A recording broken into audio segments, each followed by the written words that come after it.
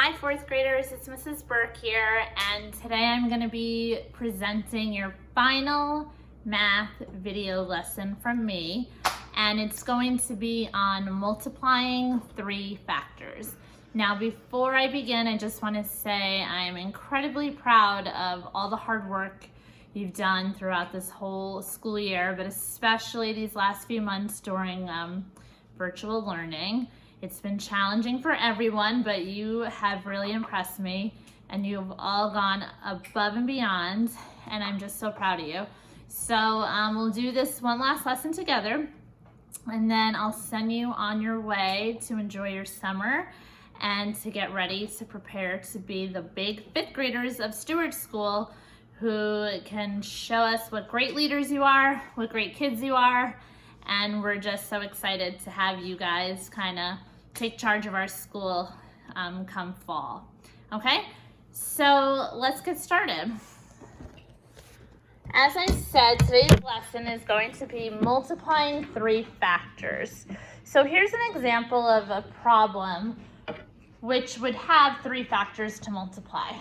And as you've learned in fourth grade, and you're definitely going to focus on in a few months in fifth grade, is these parentheses, which mean solve what's inside first. But the great thing about these equations is that everything has the same operation, which is multiplication. So you can use the property that we call the associative property, which means you can switch around the groupings of numbers to multiply. You could also do this in addition, but for today we're focusing just on multiplication. So instead of solving 12 times 8 first, getting your product and then multiplying that times 2, an easier thing that we can do, because that would require a 2-digit number times a 1-digit number, and then your answer would also be a 2-digit number, or sometimes it would become a 3-digit number times a 1-digit number.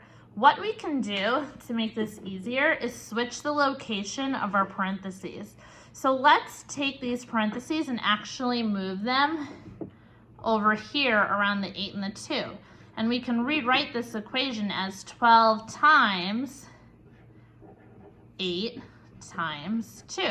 And we can do this because all of our digits are still the same and all of our operations are the same. And in multiplication and addition, it doesn't matter the order that you multiply and add the numbers, you'll still get the same product. So we're going to decide to multiply 8 times 2 first before multiplying 12 times 8. So let's do that. I know that 8 times 2, it's a basic fact, is 16. So my new equation is really going to be 12 times 16. So this is going to be the last part that I need to solve. So I solved 8 times 2. And now I just need to solve this part, 12 times the answer to that, 16. So you can do standard algorithm, area model, box method, partial products, whatever you're comfortable with.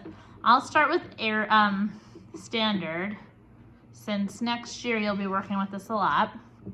6 times 2 is 12. I'm going to carry my 1 over. 6 times 1 is 1, plus 1 more is 7.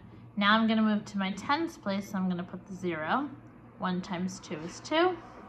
1 times 1 is 1. Add them up, and I'm going to get 192. So the product of 12 times 8 times 2 equals 192. Let's take a look at another one.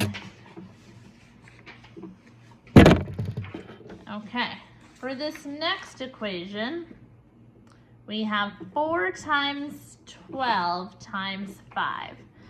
So when I have the equation written this way, it wants me to multiply 12 times 5 first, but I've decided I actually want to multiply my 4 times my 5. So I'm going to rewrite the equation to have myself multiply that first. Now once I multiply these two, I'm still going to have to multiply it by 12. So that will be the last part of the equation I solve. So 4 times 5 is 20. And then, so I got that answer right here. And now I'm going to do 20 times 12, right? So for those of you who, you could do 2 times 12. For those of you who like a shortcut, 2 times 12 is 24, times an extra 10 would give you 240. So that means that if 4 times 5 times 12 is 240, then 4 times 12 times 5 is also 240. All right, let's try another. 16 times 3 times 3. Which one, how would you rewrite this equation? Right, you're gonna wanna isolate the 3 times 3 first.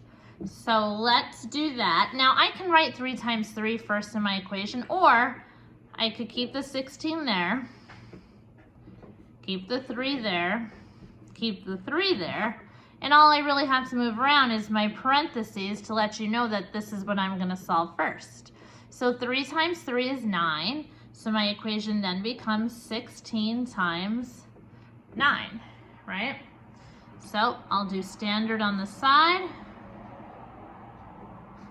9 times 6 is 54, right? So 9 times 5 is 14.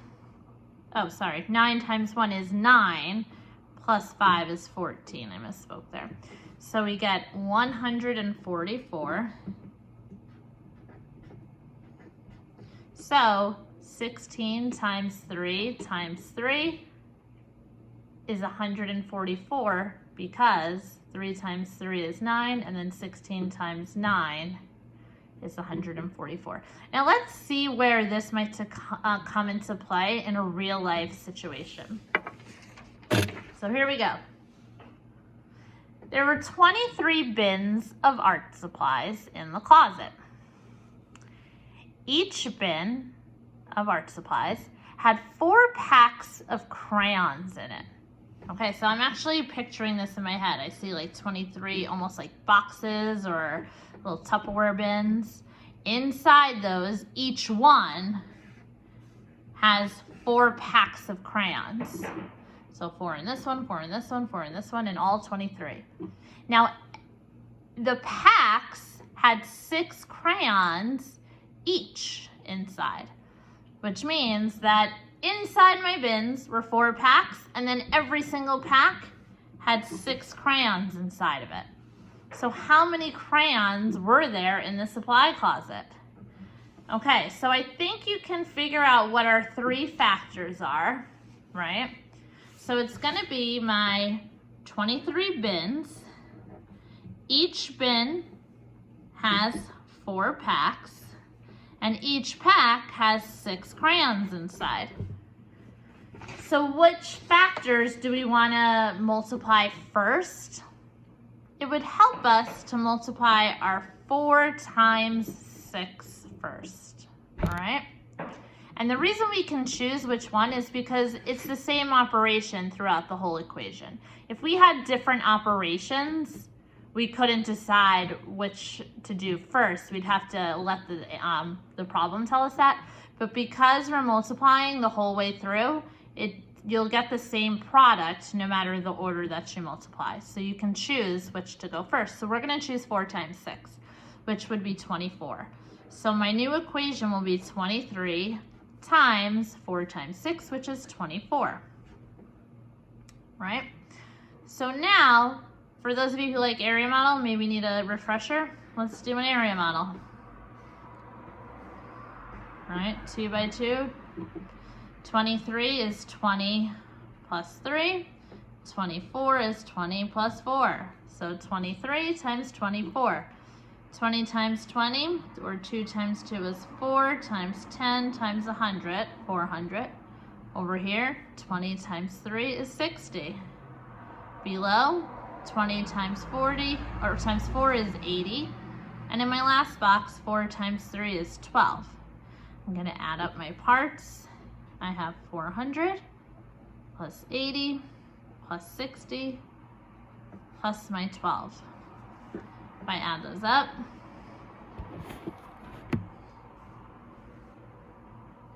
two, 8 plus 6, 14, plus 1 more, 15, carry the 1. 4 plus 1 more is 5. So my answer would be 552 crayons inside the supply closet. Okay, so that's how you can multiply 3 factors, use the associative property, and try to isolate our single digit factors so you can quickly do a math fact, a basic fact, and you won't have to do double digit by double digit more than once. Okay? Again, I'm wishing all of you the happiest summer. Great job this year. I'm gonna miss all of you, and I'm looking forward to seeing you again in the fall. And have a great summer, Stewart School. Take care.